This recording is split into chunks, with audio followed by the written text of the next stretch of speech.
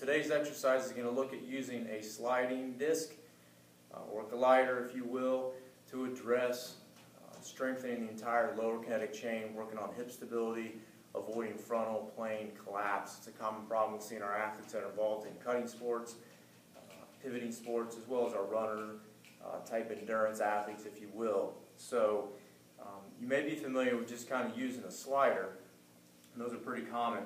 But I wanted to introduce some resistance band today in terms of pulling in a different proprioceptive cue or neuromuscular training aid, if you will. So you kind of affix some band to an immovable object. In this case, I'm using a plinth, and kind of come out and find a resistance that is comfortable. It gives you a little bit of a valgus load or an internal rotation pull. That's what we're after.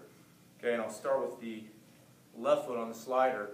I'll kind of get into an athletic position, have the person tighten core, and then we're going to just slide back into a bit of a split squat and come back up.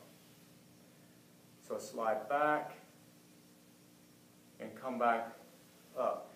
And I've got to really work to keep this knee from rotating inward or collapsing that frontal plane.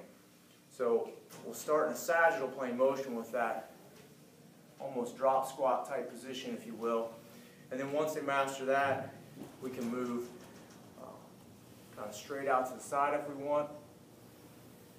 We can also work posterior medial reaching or 45-degree angle. So really, it gives us a great tool to train single limb stability on this stance leg. And then we've got an added proprioceptive input here from the band. So if you want to work to improve glute activation, lower kinetic chain stability, this is a great way to do it using the resistance band and a sliding tool.